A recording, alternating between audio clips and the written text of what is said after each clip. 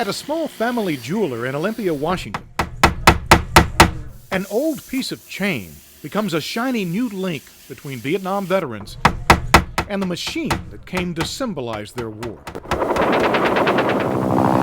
The Huey helicopter. 23-year-old Hans Negele was a Huey crew chief in 1969. Huey sound will never get out of your mind forever.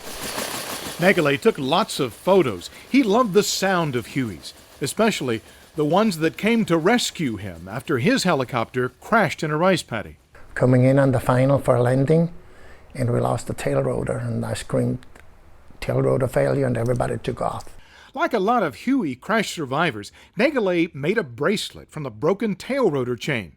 Then, like a lot of Vietnam veterans, he came home to a country trying to break all links to the war he'd been fighting. I had a bracelet, but I don't know what happened. I think I threw it away when I came back because we were baby killers and all different names, so I didn't want to do anything with Vietnam anymore.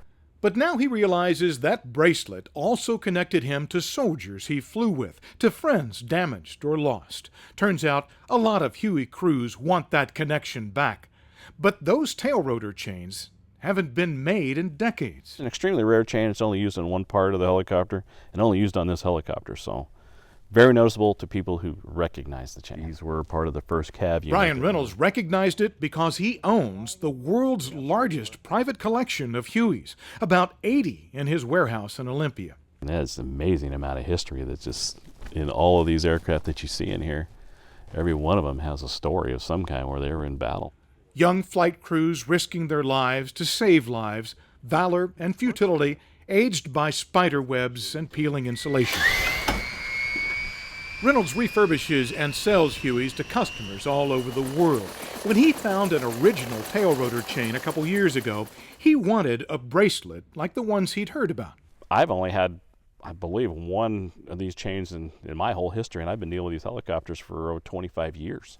Several jewelers rejected his idea, but the Hartley store in Olympia made a bracelet for Reynolds. And as word spread, Vietnam vets from all over began asking for them. We've had approximately 300 applications, and we've made about 80 bracelets so far. I feel obligated, I feel responsible. I feel like we need to be respectful of them. The problem is, this is the last of the chain.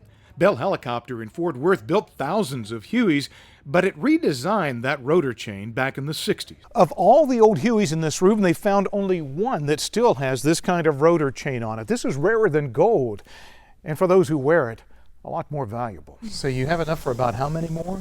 Maybe 5 right now. Only 5 for hundreds of requests. Linda Hartley is touched by the stories. Some vets tell her the bracelets even help deal with PTSD. But she says a secret source that sold the chain to Hartley's seems to be out now, and the price grew so high, the jeweler now charges about $700 per bracelet. That's why I wish we could give them away. So Hans Negele is lucky. This bracelet is going to him in Houston. How important was it for you to get your rotor chain back? I cried when I got it. It's just an old piece of chain, polished up with a new clasp.